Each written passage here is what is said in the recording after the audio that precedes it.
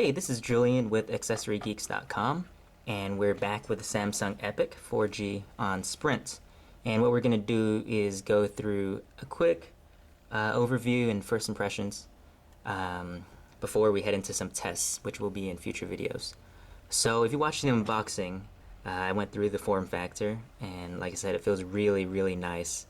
The design is much more striking in person than it is on pictures or on videos or anything like that. And when the screen's off, you have this completely black screen, really glossy, very seamless. Has this almost monolithic look, if you want to call it. The little chrome accent is very tasteful, and similar to all the other Galaxy S phones. Micro USB on top, 3.5mm headset jack, volume rocker, mic, 2-stage camera button, which actually is exclusive to the Epic, I believe. I know the Vibrant does not have this, and it's on-screen only.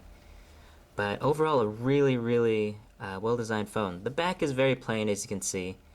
Just this soft touch, rubbery plastic.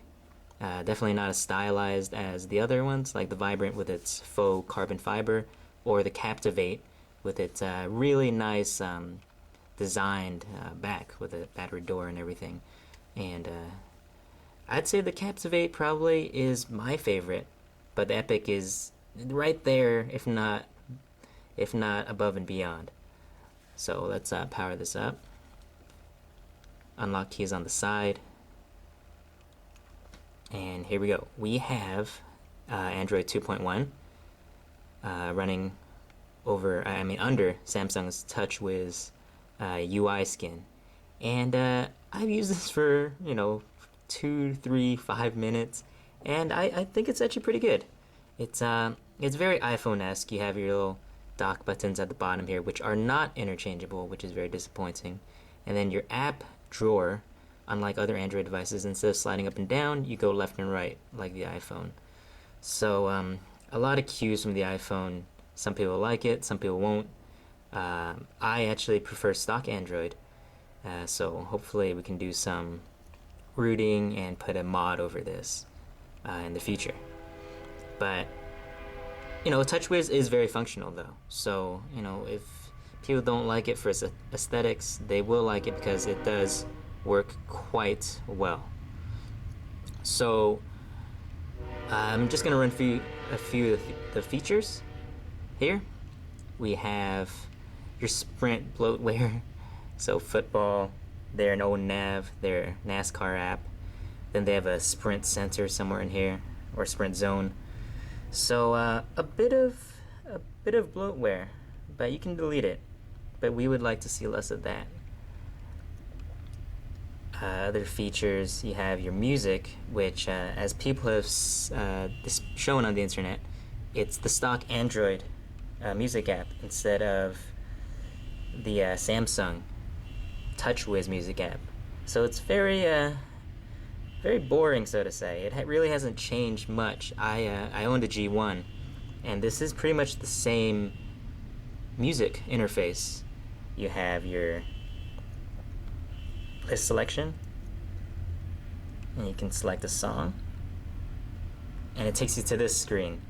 Very tried and true, kind of boring, but it does have some cool functionality. You press and hold the artist, and you can search for him on these different channels. But again, we'd like to see something a little more stylized, a little prettier, but it is very usable. And we're gonna look at the web browser, standard WebKit web browser. So we're gonna go to our website, AccessoryGeeks.com. I actually have it preloaded, and this is running over Wi-Fi. So as you can see, pretty snappy performance.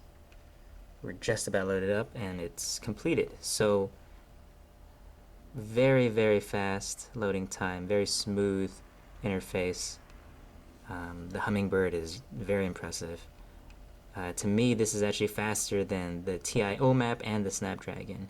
It is just much smoother, especially in the browser. You just see really smooth scrolling. So that's probably the best example where you can just see it go up and down with no lag at all. Really nice pinch to zoom and everything like that. So the browser works very, very well.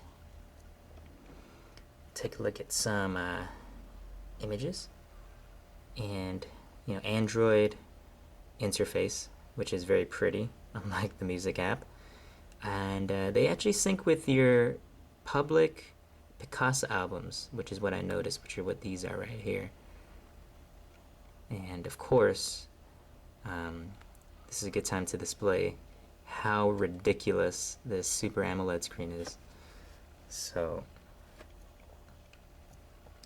again, it's really hard to see on camera, but this is ridiculously impressive. Like, the greens are very, very deep, bright green. The sky is a very nice blue.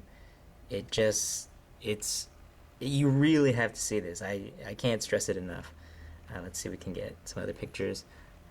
The familiar Yosemite picture, again, very, very sharp, very, very saturated colors. This flower image that you're also familiar with. Not rendering this part that well, not zooming in, so that we'll have to take a look at that. But color-wise, it is just spectacular. Another picture. Again, I'll try to post up some photos of this, but this is probably the best display we've seen. We're going to test this against an iPhone 4 and compare it to the Retina display with its IPS display, but the colors are just incredible. And of course, this is the only Galaxy S phone with a slide-out keyboard, and it is pretty solid. So I'm going to go into Gmail and type out a new message. So again, not much doming. The keys are separated, but they do not have the best feel. So compared to BlackBerry keyboards, they just don't have as individual tactile feel as the BlackBerry keyboard. But it is still pretty solid, so I'm gonna type a short message here.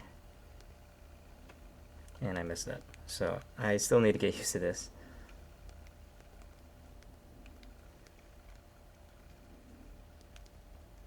But a pretty good feeling keyboard. The spacing is excellent, which is very important because you don't want your hands, your fingers bumping together when you're typing in messages. So solid keyboard. Definitely could be a little better, but it's for what it is, it's very good because you already have this excellent touchscreen, on-screen keyboard, swipe. So it's an add bonus. Very nice sliding mechanism. Very solid click, as you can hear. Very spring-loaded. You can't really see. I don't know why I did that, but very solid phone. It's really light, just like all the other Galaxy S phones. Some people complain; they say it makes it feel plasticky, but I really like it. You don't want this, big hunking phone weighing down your pants. So, very, very good job on Samsung's part. And as noted in some other reviews, these capacitive buttons do time out, but you can set it to match the keyboard. So I have it set to match, to match the screen. So this will time out in 30 seconds, but these will stay on. So pro tip, or just usability tip, have the capacitive touch buttons match the screen so you don't have to fumble around and look for them. And that's about it. So we are going to go into some tests against a Droid X and an iPhone 4. And if you have any questions or would like to see any tests, just let us know. Again, we will be coming back with more videos, so stay tuned. Okay, this is Julian back again. Quick edit. Something that people were complaining about on the other Galaxy S phones was the GPS and the My Location not working in Maps. So we would like to illustrate that here. So we're going to open up Maps. We are in Walnut, California. I did open this up before, but it is finding us, as you can see. And no troubles there, not searching. I turned the GPS on and also wireless networks on, which is what Samsung said to do. So again, what we're seeing here is perfect functionality. So for those of you worried about a possible bug with the GPS in maps on the Epic, it is non-existent, at least according to our tests.